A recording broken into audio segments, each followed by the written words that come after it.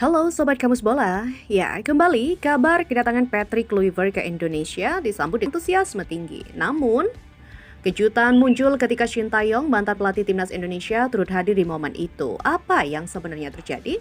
Lalu, apa langkah pertama Kluivert setelah resmi mengemban tugasnya? Mari kita ulas lebih dalam tentang duet Kluivert dan Alex Pastoor, dua pria Belanda yang dipercaya membawa perubahan besar untuk Garuda.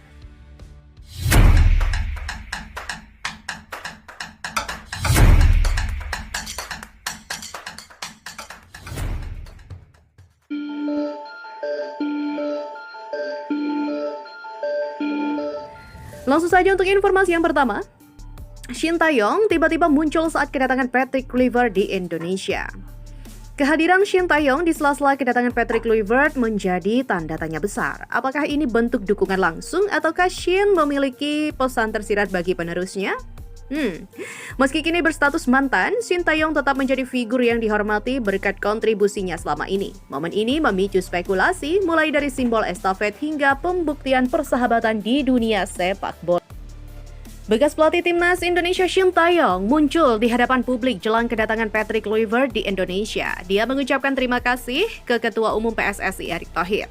Shin Tae-yong muncul jelang kedatangan Patrick Kluivert ke Indonesia pada Sabtu 11 Januari malam ini. Hal itu dikatakan Shin Tae-yong dalam akun Instagramnya. Dia memposting foto bersama Erick Thohir. Salam hormat dan hangat, saya Shin Tae-yong. Pertama saya mengucapkan terima kasih kepada Erick Thohir, Ketua Umum Asosiasi yang telah memberikan dukungan besar kepada tim perwakilan Indonesia kita di posisi ini. Jika bukan karena Bapak Presiden, kami tidak akan pernah mencapai apa yang kami sekarang. Dan saya ingin mengucapkan terima kasih kepada Asosiasi PSSI. Terima kasih banyak atas bantuan dan dukungan Anda yang berkelanjutan.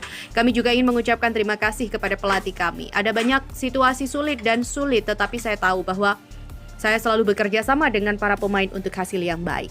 Terima kasih banyak dan terima kasih kepada para pemain tim perwakilan. Kita harus lolos ke Piala Dunia 2026. Harapan saya adalah pemain kita memiliki panggung Piala Dunia. Terakhir, saya ingin mengucapkan terima kasih yang sebesar-besarnya kepada seluruh masyarakat Indonesia yang telah mencintai dan mendukung saya. Saya akan selalu mengingat kehangatan hati dan dukungan yang kau kirimkan kepada aku. Demikian diucapkan di saat itu. Sementara itu, beralih pada informasi kedua, apa agenda Patrick Kluivert setelah tiba di Indonesia? Ya, setelah tiba di Indonesia, Patrick Kluivert dikabarkan langsung menyusun langkah strategis untuk mempersiapkan timnas menghadapi kualifikasi penting. Ia dijadwalkan bertemu dengan PSSI, mengenal para pemain, dan meninjau fasilitas pelatihan. Tidak hanya itu, Kluivert juga mengadakan konferensi pers untuk menyampaikan visinya ke depan. Langkah-langkah ini menunjukkan keseriusannya dalam membangun timnas Indonesia yang lebih solid dan juga pelatih baru timnas Indonesia Patrick Kluivert akan menjalani agenda yang cukup padat usai tiba di Bandara Soekarno-Hatta, Tangerang, Sabtu 11 Januari. Ketua Umum PSSI Erick Thohir menyatakan rencana kegiatan Kluivert dalam konferensi pers Senin 6 Januari bertepatan dengan pemecatan Shin Tae-yong. Erick juga menyebut ada agenda perkenalan ke khalayak ramai setelah pertemuan mantan pemain Ajax, AC Milan dan Barcelona itu dengan penggawa-penggawa timnas Indonesia yang bermain di klub-klub Liga 1. Tidak berhenti di situ, Kluivert akan diajak bertemu anggota Komite Eksekutif PSSI, Menpora, dan juga mengunjungi fasilitas yang biasa digunakan timnas Indonesia. Lalu agenda yang kita lakukan Minggu sama Senin meliputi pertemuan dengan Exco, Kemenpora, kunjungan ke fasilitas, dan lain-lain. Demikian dikatakan oleh Erick Thohir. Dan next, Patrick Kluivert dan Alex Pastoor, duo menir Belanda yang saling melengkapi. Sebagai pelatih kepala, Kluivert akan bekerja sama dengan Alex Pastoor. Sosok asisten pelatih yang dikenal memiliki pendekatan taktis ini berkolaborasi dan mereka diprediksi menjadi kombinasi sempurna. Dengan Kluivert berfokus pada pengembangan strategi yang begitu ofensif dan Pastoor memberikan sentuhan taktis yang begitu matang. Kehadiran dua menir Belanda ini memberikan harapan besar bagi timnas Indonesia untuk tampil lebih agresif dan juga meskipun masih ada yang mempertanyakan kurikulum vitae atau CV sebagai pelatih, namun bukan berarti dia bakal gagal membawa timnas Indonesia terbang tinggi. Hal itulah yang disampaikan pengamat sepak bola tanah air Haris Pardede atau Bung Harpa. Ia menuturkan secara CV Kluivert memang tidak mentereng, namun tidak ada jaminan kalau pelatih yang tidak bagus bakal gagal.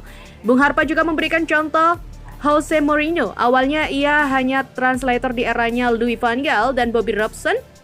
Tapi kemudian karena dia pintar, ia menjadi pelatih yang sukses. Ada satu contoh yang sering saya kasih kepada Alex Ferguson. Dia dulu hanya membesut klub kecil di Skotlandia, tapi kemudian dibeli Manchester United dan berhasil. Kebalikannya, Diego Maradona, pemain bagus dan saat menjadi pelatih tidak sukses ataupun zonk, kata Bung Harpa pada podcast YouTube pribadinya.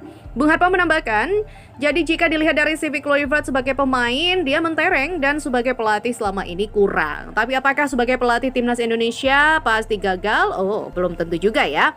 Makanya ini yang menurut saya untuk melengkapi filosofi ini didatangkanlah seorang Alex Pastoor. Inilah yang akan menjadi pelatih di ruang ganti.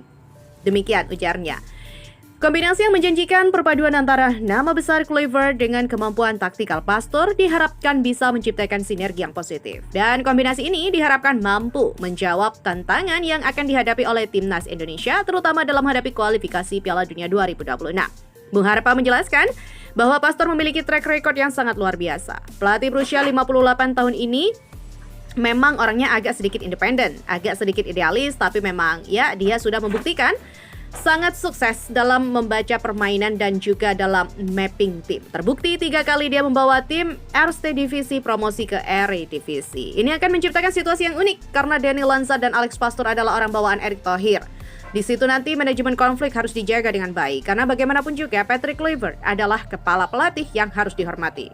Ya, itulah mengapa dia dibawa atau ditunjuk sebagai pelatih kepala agar supaya ada satu kesatuan di ruang ganti terutama untuk para pemain diaspora. Tapi itu tadi, asistennya harus mengurangi kekurangan Kluivert.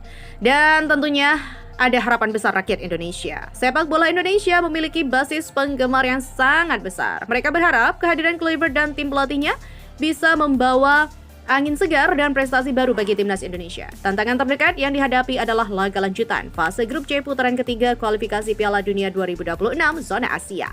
Diharapkan trio menir Belanda ini bisa membawa timnas Indonesia terbang tinggi ya. Dan Bung Harpa juga menjelaskan, kita akan lihat kerjasama antar pelatih dalam mewujudkan mimpi 280 juta rakyat Indonesia yang ingin melihat terbang tinggi di atas Amerika Serikat, Kanada dan juga Meksiko. Ada tantangan yang tidak lama lagi, yaitu 20 Maret. Kita akan menghadapi Australia dan juga Bahrain.